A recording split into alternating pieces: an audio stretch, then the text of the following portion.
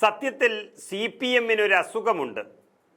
തെരഞ്ഞെടുപ്പിൽ തോൽക്കുമെന്നുറപ്പാകുമ്പോൾ ഒരു ഡോക്ടറെ കണ്ടെത്തി സ്ഥാനാർത്ഥിയാക്കുക എന്നുള്ളത്.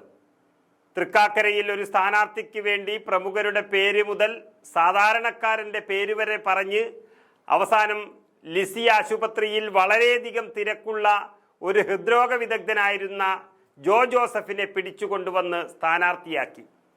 കുറേ രോഗികളെ ഡോക്ടർ ഇല്ലാതെ പെരുവഴിയിലാക്കി എന്നല്ലാതെ PT തോമസ് ജയിച്ചതിൻ്റെ ഇരട്ടി വോട്ടുകൾക്കാണ് ഉമാ തോമസ് അന്ന് ജയിച്ചത്. കൊണ്ടുവന്ന് അവതരിപ്പിച്ച ജോ ജോസഫ് ഡോക്ടർ തോറ്റുപോയി. അതുപോലെ തന്നെയായിരുന്നു പാലക്കാട്ടെ ഉപതെരഞ്ഞെടുപ്പിലും. കോൺഗ്രസും BJPയും സ്ഥാനാർത്ഥിയെ പ്രഖ്യാപിച്ച് ദിവസങ്ങൾ കഴിഞ്ഞിട്ടും ആരെയും പ്രഖ്യാപിക്കാൻ കഴിയാതെ വന്നപ്പോഴാണ്, തോൽവി ഉറപ്പിച്ചപ്പോഴാണ് കോൺഗ്രസിലുണ്ടായിരുന്ന ഡോക്ടർ സരിനെ കൊണ്ടുവന്ന് സ്ഥാനാർത്ഥിയാക്കിയത്. അദ്ദേഹവും ഒറ്റപ്പാലത്ത് ഒരു ഡോക്ടറായിരുന്നു. കഴിഞ്ഞ തവണത്തേക്കാൾ 6 ഇരട്ടി വോട്ടിനാണ് ആ ഡോക്ടർ തോറ്റു തൊപ്പിയിട്ടത്. ഇപ്പോഴിതാ നിലമ്പൂരിൽ, അതും CPM-ന്റെ സിറ്റിംഗ് സീറ്റായ നിലമ്പൂരിലും പരാജയം ഉറപ്പിച്ചതോടെ അവിടെയും ഒരു ഡോക്ടറെ തന്നെ ഉറപ്പിക്കുകയാണ് CPM.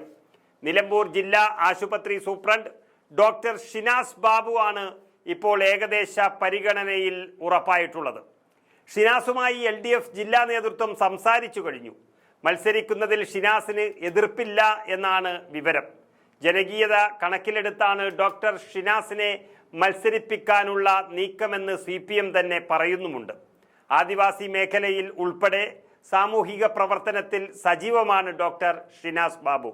ആദിവാസി മേഖലയിൽ പ്രവർത്തിച്ചിരുന്ന ജീവകാരുണ്യ പ്രവർത്തകൻ ഡോക്ടർ ഷാനവാസിന്റെ സഹോദരൻ കൂടിയാണ് ഈ ഡോക്ടർ ഷിനാസ്.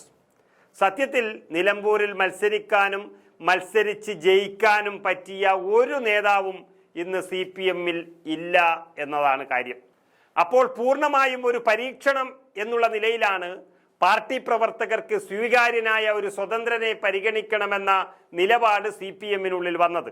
അതിൻ്റെ ഭാഗമായി ഇന്ത്യൻ ഫുട്ബോൾ മുൻ താരം U ഷറഫ് അലി, ജില്ലാ പഞ്ചായത്ത് അംഗം ഷൊറോണ, അതുപോലെ മാർത്തോമ കോളേജിലെ മുൻ പ്രിൻസിപ്പലായിരുന്ന പ്രൊഫസർ തോമസ് മാത്യു എന്നിവരുടെ പേരും പരിഗണനയിൽ ഉണ്ടായിരുന്നു. അവരൊന്നും ഡോക്ടർമാരല്ല. എന്നാൽ നാളെ സെക്രട്ടേറിയറ്റ് ചേരാനിരിക്കെ ഡോക്ടർ ഷിനാസ് ബാബുവിൻ്റെ പേരിലേക്ക് അന്തിമമായി എത്തിയിട്ടുണ്ട് എന്നതാണ് സൂചന ലഭിക്കുന്നത്.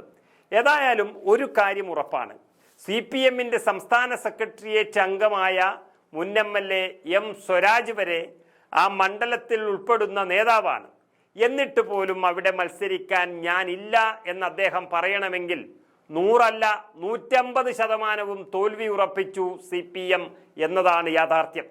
അല്പം പോരാടി ജയിക്കാനുള്ള സാധ്യതയുണ്ടെങ്കിലെങ്കിലും സ്വരാജ് നിൽക്കുമായിരുന്നു.